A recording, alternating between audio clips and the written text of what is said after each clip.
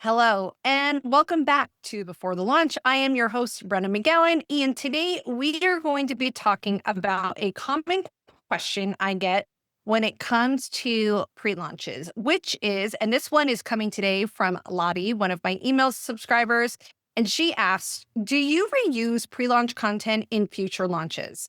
This is such a great question. And the simple answer is yes. But let's break down what that yes means. So absolutely, you want to reuse pre-launch content. So think about your launch emails or previous launch content that you send out. Typically, you're doing a debrief. You're taking a look at what emails got opened, what got clicked, what got replied to. You're taking a look at where conversions happened. You want to do the same thing with your pre-launch content. So what I show people inside the pre-launch plan program, which is my program that shows you exactly what to say and do for the 6 weeks before your launch, which is the most important time of your launch, by the way. And in here, we break down like week by week what we're doing, what we're not doing. And so what you want to look at when your launch is over is, okay, not only doing a debrief on your launch content, but taking a look at your pre-launch content and taking a look at what worked. Now, as Lottie pointed out to me, and she's like, okay, I know how, should I be looking, or she said that, I know open, clicks, replies, that sort of thing is how you measure a success of a campaign. And yes, of course, if you have a pre-launch email that did not get high open rates, then the next time, okay, because it did not get high open rates, therefore we need to change the subject line. So we may not need to redo that whole email. It just might need a subject line tweak, a preview line tweak. Now, if it got low clicks, of course, you want to look at, okay, was the clear to action buried? Was it not clear enough? Was it not enticing enough? And or did it not create enough curiosity? So Susan Rioch, who is my OG pre-launch plan program student, she actually was on my summit behind the launch. And she talked about how she took a look at her pre-launch content from her previous pre-launch and was like, okay, what is working? What isn't working? And she noticed that her clicks were kind of low. And so what she decided to do, instead of redoing an entire email, she just thought for these particular people that were opening her emails, what she had decided to test was she had used more curiosity-based calls to action. And so she went through and said, what happens if I'm more direct?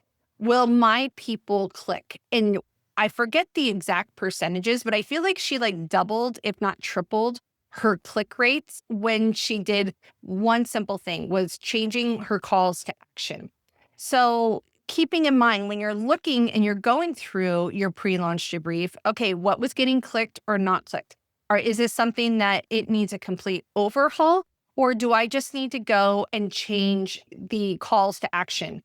Is my particular audience more interested in going ahead and taking a look at, things being more straightforward?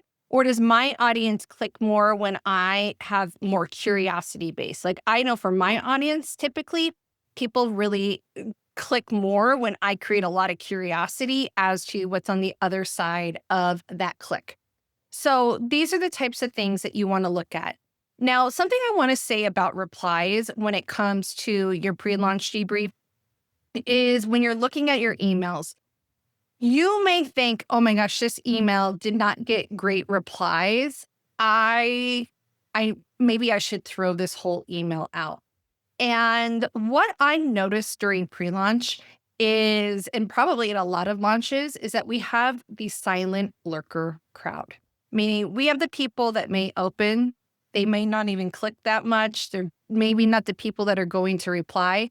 They're the people that are silently watching you and absorbing what you were saying. So the other thing to be cautious about during a pre-launch is also not to just throw things out. Sometimes there's things that's actually moving the needle that we can't get direct data from, which is the hard part about marketing. And I think this is the point, or not that I think that I know, is where you have to stand in your view as the expert. And if it's a particular email that has a message that you feel like is really important during your pre-launch that your person needs to hear, even if it's not getting a ton of response. Now, I think clicks you can always tweak based on what we just talked about. But if you're not getting a ton of replies, just keep in mind a lot of times buyers are not the people that are commenting like crazy. They're the people that are watching you from the sidelines. So the other thing to keep in mind, and the other thing that I want you to do for every launch that you do, is at the moment or very quickly when someone buys from you, you want to ask them why they bought. So for instance, I had a buyer 2 or 3 launches ago. I had written an email sequence, and a particular sequence that I wrote in my pre-launch, this person ended up telling me this was the reason I bought. I had never talked to them before. They were watching me from the sidelines. But when I asked them, why did you buy? They told me it was because of what I wrote in those emails. So that's the other thing, is that sometimes we may not be getting this like direct feedback that is data qualified. But when we start digging a little deeper and when we start having conversations with people, you'll start to notice that people are, like I said, watching you, absorbing information from you in different ways. So just be careful that you don't throw things out that may really be important. Like, once again, I had no idea that that person was interested in buying until they bought. And I found out that they loved this particular email sequence. The other things to kind of keep in mind when you're thinking about reusing pre-launch content, and this is a really, really important one, is that right now in the environment that we're in, the culture, things can change very quickly. So something that you wrote 6 months, a year ago could have been perfect for that time, but the way that people think, their attitudes could have shifted. Also, the way the market thinks about a particular industry could change. So a great example of this is AI. So one of my students, he had a great pre-launch, 6-figure launch. And then when we went back and we're talking about his pre-launch, one of the things that we realized that we needed to add was the influence that AI was having on his industry. And did we need to talk about that in his launch emails?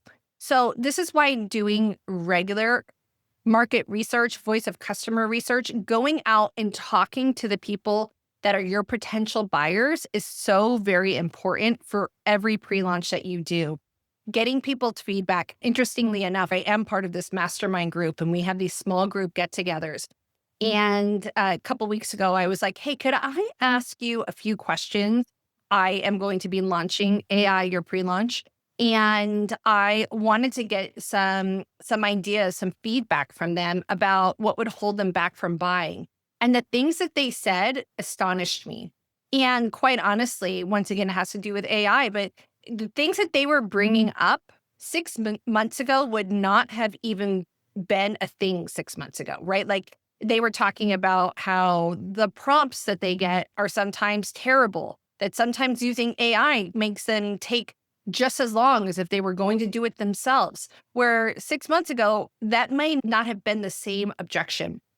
So going through and doing that regular market research and talking to people before your launch. Also, and I think I'll record a whole podcast episode on why I do not believe you should use AI for all of your market research. So maybe that's what I'll do for the next episode after you listen to this one. So kind of to wrap this up and recap, can you reuse pre-launch content? Yes. Do you need to check the data on what worked and is it working? Absolutely.